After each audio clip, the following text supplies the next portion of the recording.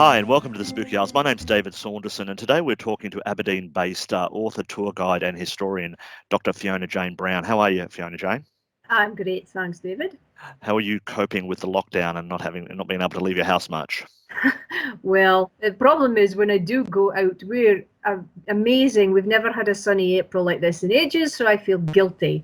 But I did go out for a wander last night and did a quick piece de camera about a local murder. So that was fun. Well, that's good. At least murder's getting you out of the house. Now, Aberdeen is actually one of the few places in Britain I've not been to. I've always noted that I've got a list of all the places I want to go to, and I've eventually ticked them off. But Aberdeen's quite a far away from London's where I'm living. Why would someone who's interested in haunted houses and gruesome things want to come to Aberdeen? Well, we've certainly got the gruesome covered because the walking tour that I do, in fact, it's on. That tour just passed its 9th anniversary on the 9th of April, and it's called Blood and Granite, the Murder History Tour. And the area that I go around is, I call it Murder Central, because within 150 years there's been no end of very high profile crimes. In fact, quite a few of them within a few decades of each other. So certainly crime fans, great. And a lot of it has spawned supernatural activity as well. Okay, well, that's the reason we're here today, to talk about the haunted places in Aberdeen. You've previously written an article for us many years ago about haunted Aberdeen, but I'd like you maybe give us some of your own experiences and some of the things that you've learned about that. Now, you've given me a list of places to talk about, so I'm going to go through those places and you can give us an idea of what's been going on there paranormally, or ghostly. Okay, Mark Cameron's, tell us about that. Well, the Camerons is reputed to be the oldest hostelry in Aberdeen, and it's certainly been a lot of attested spooky happenings. So basically, one of the things I wanted to do was try and prove that it was the oldest pub in Aberdeen, and I kind of can date it back to the 1790s. So that trumps the claim of another pub in the city, because Maz has been a coaching inn and a hostelry since that period of time. It was originally known as the Sowcroft Inn. And Ma Cameron was Amelia Cameron, the landlady from the 19th century, sort of I think 1850s. And she sort of, not so much her ghost as, I suppose, her influence is seen, and there's a bit of paranormal activity as well. And another friend of mine who is a paranormal researcher, Graham Milne, he believes that he's experienced the very first landlord, who was one of our provosts, which of course Scott's equivalent of the Lord Mayor. And it was John Ross of Arnage, because he was a vintner as well as being the provost. And Graham believes that he actually saw John Ross one night while some very strange things were happening, because the oldest part of the pub is the Snug. And I've always liked it. I first encountered it as a member of the University Celtic Society, and we sat in there and had sessions. Certainly, I don't remember experiencing anything there, but these stories that certainly Graham spoke to the staff and found out about. And then very recently, I did have my own experience there. I think it was last Halloween, no, 2 Halloweens ago, so it'd be 2018, and I was doing a storytelling event in there. And I was just in the middle of telling the audience a wee bit about another pub, which we're going to speak about in a moment, I believe. And the light above us went plink. It just went off. It made a noise and then went off. And one of my students from my master's student, she was sitting there, Rebecca, and she screamed her head off. And I just laughed. I sort of burst into nervous laughter because I thought, oh yes. And I says, that's the ghosts of the other ghosts being annoyed that we're talking about them. But I went and spoke to the manager, Alan, and I says, hey, did you pull the fuse? And he says, what are you talking about? And I says, the light round in the function area went off when I was speaking. And I says, like the bulb obviously burst. And he says, no, I don't know anything about that. And I was looking at his face as if to say, did you not do that? No, he claims that he knows nothing about it. So there's obviously something still there to this day. Now, you mentioned another bar, and I think you meant the Moorings bar. Tell us about that one. Okay, well, it was with telling the story about the Moorings ghost that got the light switched off in Mars. Craig Adams, who's the owner of it, and I mean, yeah, it is a privately owned pub. It's one of the last privately owned pubs in the city because Mars is now owned by Belhaven. And the main story, apart from the paranormal activity, where, again, cleaners were experiencing their buckets being moved and ramming into their legs, things like that.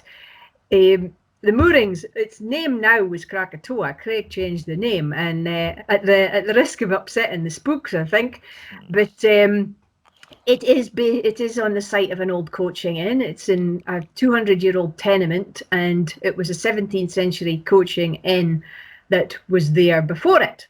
And so he one night was working down in the cellar where his office was. So this is the original old sort of foundations of the building. And he said that he was just working away, and flittering down from the rafters was a Polaroid photograph. And he thought, what's this? And he picked it up, and he realised it was a picture of one of his regular patrons, a lady who was a known alcoholic, but a very cheerful lady, who was always in the bar. And this was a picture of her when she was much younger, and her name was written on the back. And he thought, wow, how weird. And he didn't think anything of it. He just thought, oh, maybe she dropped it or something, and somehow it worked its way through the floor. And then she wasn't coming into the bar. And a couple of nights later, the police came in, and they said, oh, Mr. Adams, we need to chat to you. Unfortunately, one of your patrons is turned up in hospital. She's died. And friends of hers had reported her missing, because I don't think she had a permanent home either. And Craig said that when he'd heard that, he actually had to excuse himself and run out into the street and get a breath of fresh air, because he thought, whoa, she was telling him that she was gone. And he, again, attests to that in Graham Milne's book, and the fact that this, obviously, I mean, again, it depends how you interpret these things, whether it was wild coincidence that that photo should turn up and then the woman should die a couple of days later. It's certainly one of the spookiest things I've ever heard. Okay. Well, now we're going to Chaplins Court. Tell us what's happening there. Okay, well, we're in Old Aberdeen for there. That's aside King's College. Chaplins Court was where the chaplains who worked for St Margaret Cathedral lived. Now, chaplains kind of did all the admin work for the cathedral. And that is a medieval area. There's lots of medieval buildings around the site of the cathedral. I mean, the cathedral's a hybrid of all sorts of periods of time, but the Chaplains Court, to give you some idea, it's a very old granite building. It was commissioned by the Bishop of Aberdeen, Gavin Dunbar, to house these chaplains. So it dates, again, 16th century. I don't know, try to think of Gavin Dunbar's period of time, but certainly maybe 1530s or 40s. And it had a central court, and all the people that work there, they would eat in a table in the central court. So over the period of time, it was split up into different buildings. After the Reformation, it actually belonged to the Professor of Divinity and all sorts of things. And over time, people that lived in the individual flats were reporting hearing a chatter, a noise, and clinking of plates and things. So, and it was in the central core of the building. So again, what we're thinking, oh, that was the monks at the chaplains at their tea. And there's also been footsteps going up stairs that don't exist. Sounds of, again, talking. Even somebody has apparently seen the image of an old lady in a rocking chair knitting. But the most well-known one about Chaplins Court is about Mrs. Baird, the minister's wife, because ultimately, about the beginning of the 20th century, the whole place was owned by the Church of Scotland and was the manse for the cathedral, when again it became a Protestant building.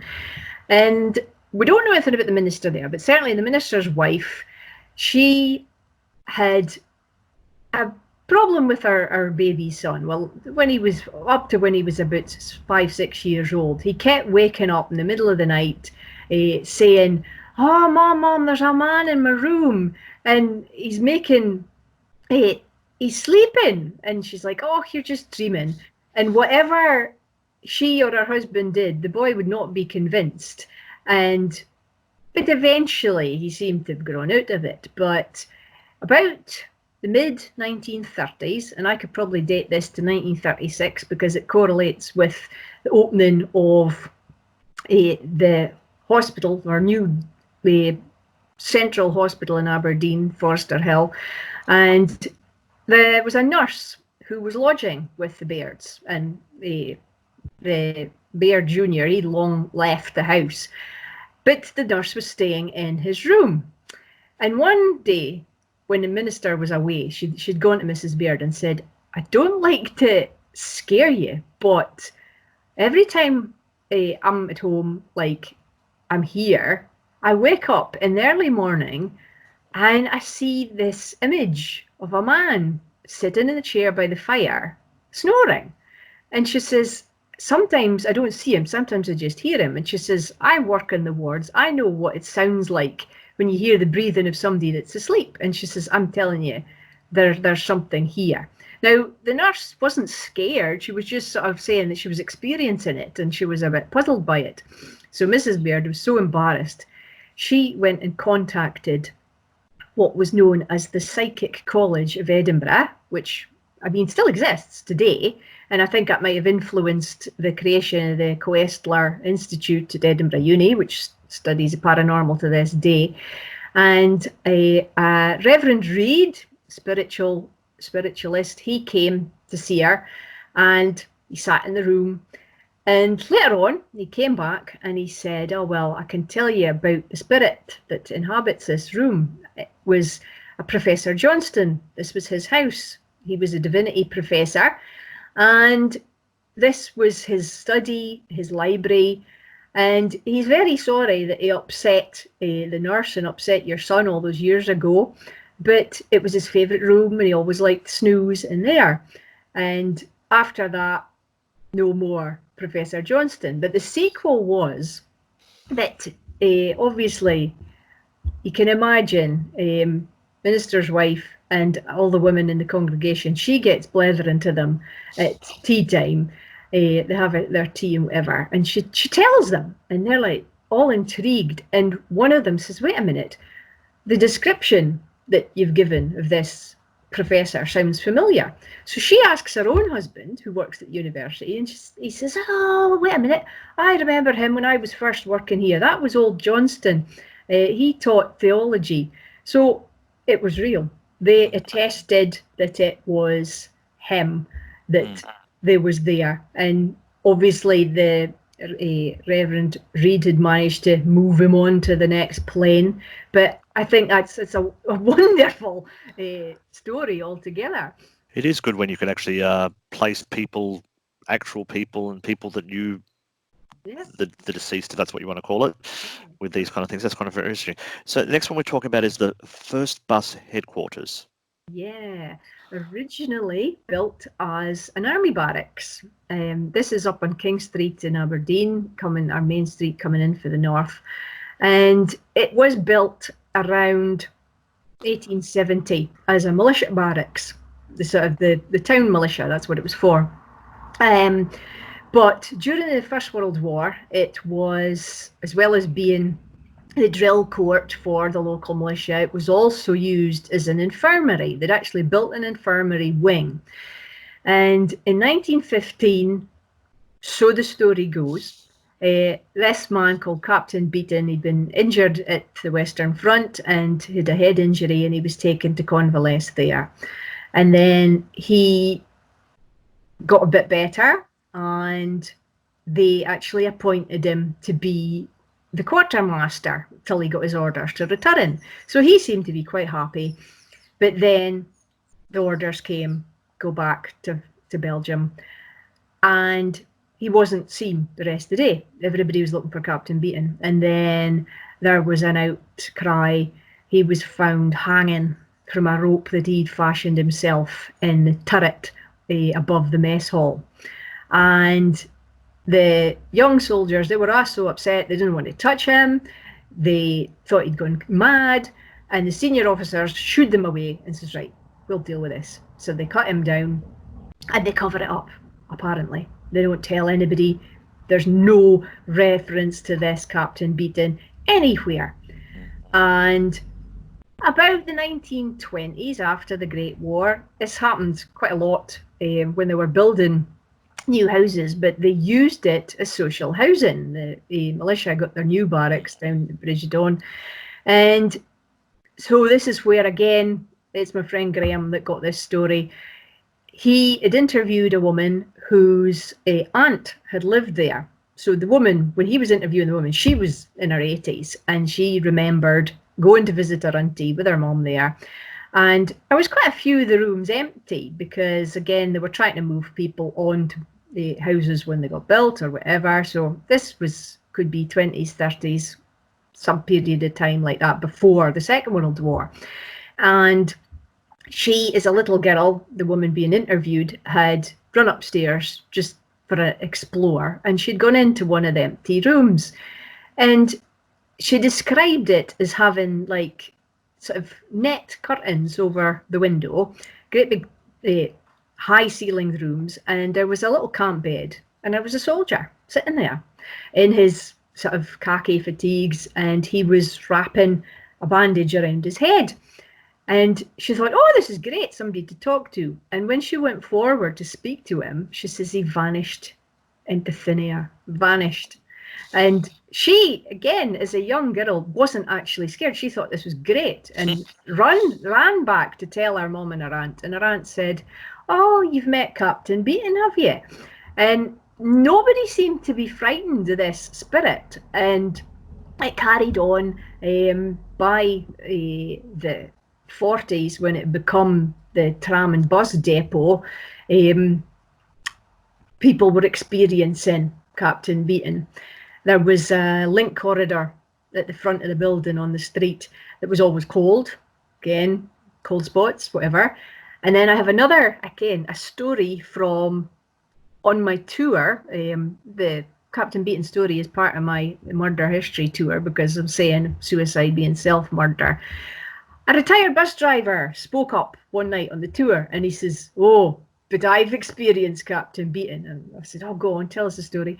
So he said that he was working there, and where Beaton's supposed to have hanged himself was a canteen. So the mess hall had later become the canteen, and up in the turret were storage cupboards and whatever.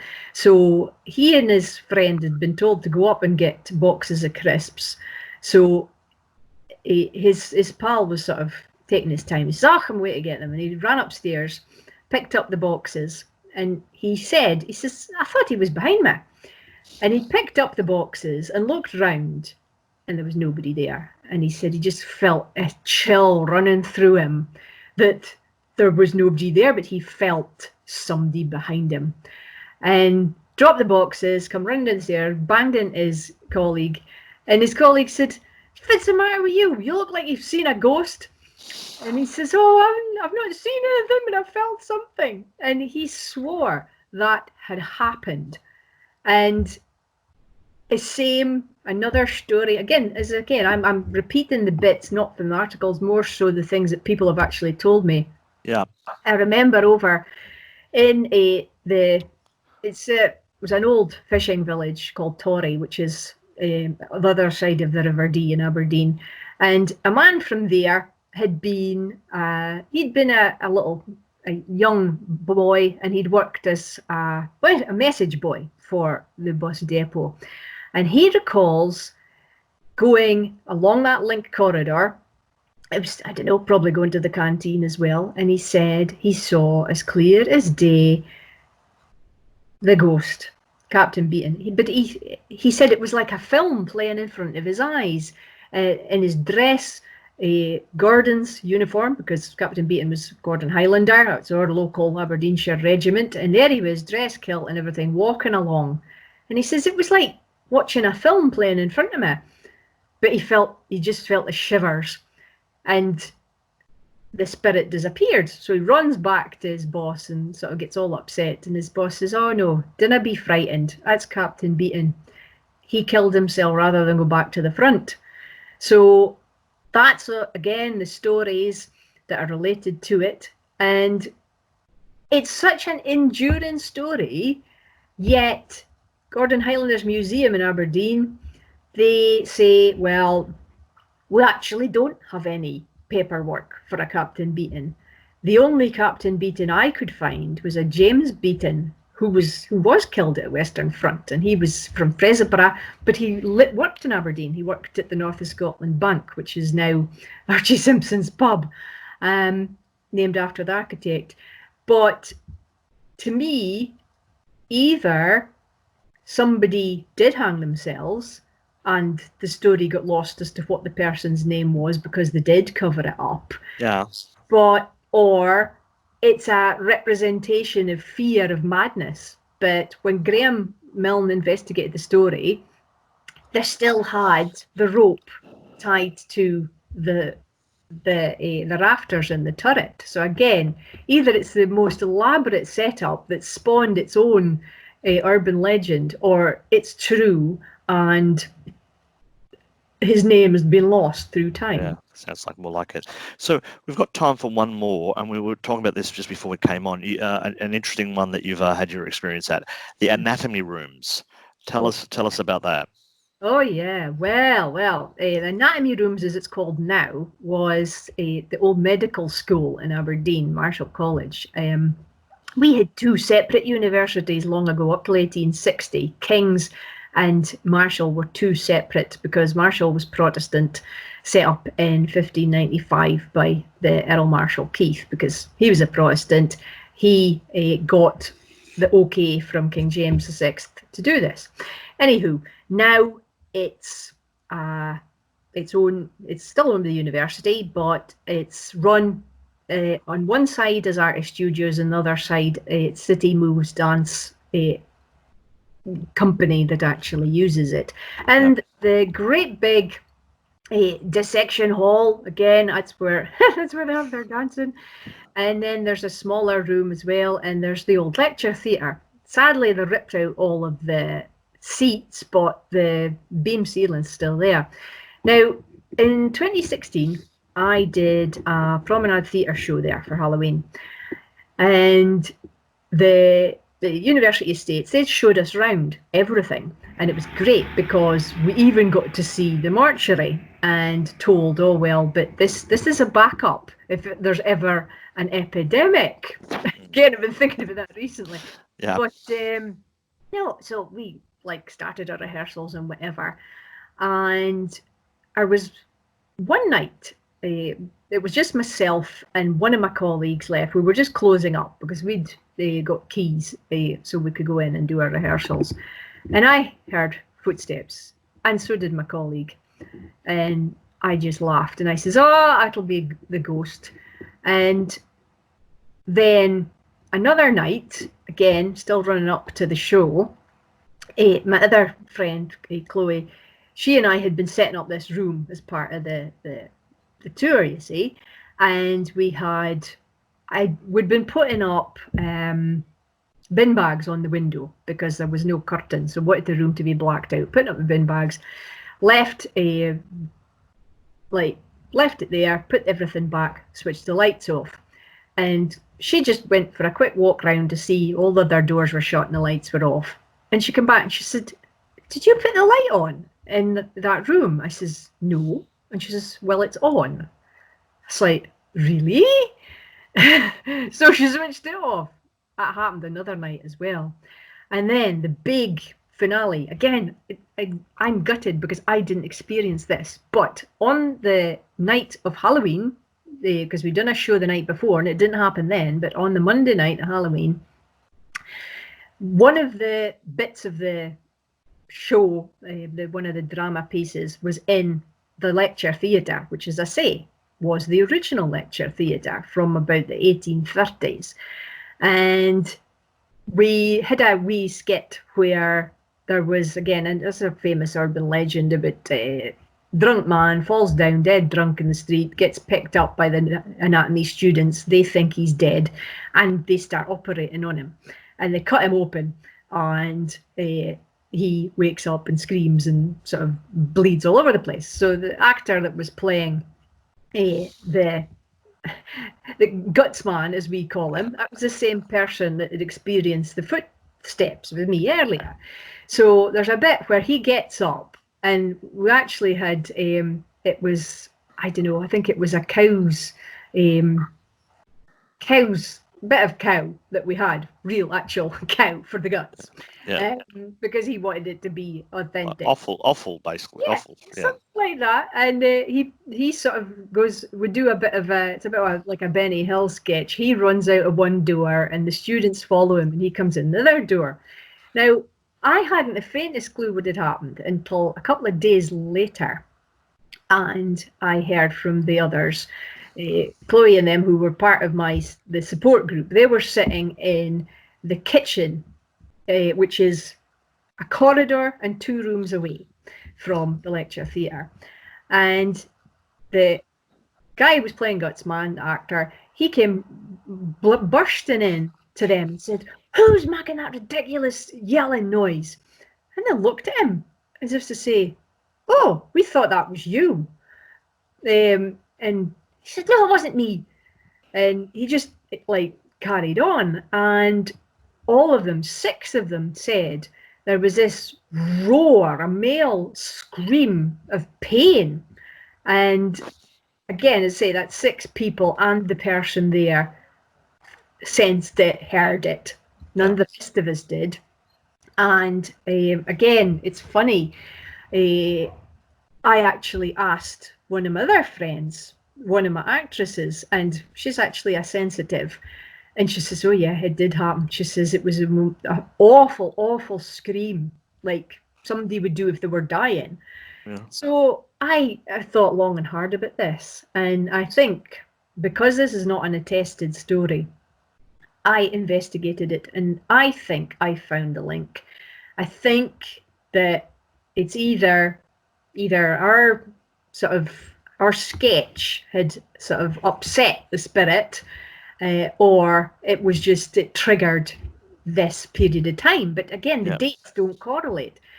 There was a man who had poisoned his brother-in-law. In fact, he was trying to poison all his in-laws so he could get their inheritance, because his wife and her siblings had quite a lot of money from their parents. So he was going to try and poison them all. But he got found out and he was hanged. And it turned out he was a miserable coward, and he'd actually asked his son to smuggle in poison, and his son had said to him, "No, you'll take God's judgment because you did this." So anywho, the doctors at the time, who again they taught in Marshall College, so they were well knew the anatomy rooms, they had been there, and instead of just doing a public dissection, they were going to do a bit of what they called a galvanic arc experiment. Now, this is 1821, so this is actually before the building that is there now. So again, it puzzles me, but it kind of explains why the sound is in an odd place. And the galvanic arc, again named after Luigi Galvani, who discovered electricity, and it was very, very Frankenstein-like. And it was acid battery in big glass jars with copper contacts, And they actually used it to animate his nerves, so his hands would clench and whatever. And I mean, it really happened. And they really did it, and they did their experiment and whatever. And once the body had cooled down after half an hour, they stopped and they carried on with the dissection. But about a few decades later, there was a story came out that that George Tom, the murderer, they'd actually inadvertently brought him back to life, and he'd stood up, and the surgeon had taken his scalpel and plunged it into his heart to get him to go, well, send him back to hell, sort of thing. Yeah. But I wonder, because turns out that story got mixed up with the original experiment in 1818, which had happened at Glasgow University at another dissection of a murderer called Matthew Clydesdale. And this was a sort of fanciful piece of journalism that popped up 20 years later. And I always connect the two just to make it a dramatic story. But here's the more sensible thing. Hanging was not an exact science, certainly not in the 1820s. And there's a famous story in Edinburgh about Half-Hingit Maggie, a Margaret Davidson who was hanged for infanticide. And she'd not completely choked. So when they were taking her body over to the anatomy school in Edinburgh, she woke up before she got to the College of Surgeons, lucky for her. So they decided, oh, well, God's pardoned her, so she was let go. Yeah. And I think if that happened for real, it's entirely possible that George Tom wasn't properly dead when they started dissecting him. And if by dissecting him, he did roar out of him, and the doctors realised their mistake, they would have had to kill him. And maybe that's the spirit that we woke up that night. That is my personal. Well, so you've given us ghosts and gruesomeness. That's a good way to end. Can you tell us? I know you're obviously not doing any kind of tours at the moment because we'd be lucky to get out of our house for an hour. But can you give us the way people could get in contact with you if they do want to do a tour once this is all over? Okay, well, we've got Hidden Aberdeen Tours on Facebook and our website. Both gives the email address. But I've been doing the occasional sort of video, and I've started a new podcast, which again is going over some of the stories that I wrote up for my Evening Express newspaper column a couple of years ago. So people can get that on Spotify, on iTunes. It's called The History Quine, Quine, for those non-Scots speakers. And yeah, you can interact with us in Aberdeen, because I'm putting up a lot of old photographs just now as well. People are loving that, speaking about Aberdeen long ago. So especially for folk that live elsewhere now, we're kind of doing sort of virtual tours that way through the podcast. Okay. Well, we'll put links to all that, including your podcasts, in the description down below. So thank you for that, Fiona-Jane. That's wonderful. I've known you for quite a long time. This is the first time I've actually spoken to you face to face, and I will make sure I get up to Aberdeen at some stage so I can tick that off the list finally. So, and look forward to seeing some of these places with some very, very gruesome tales. Mm-hmm. So you take care, and we'll talk to you later. Okay. Okay. Bye-bye. Okay.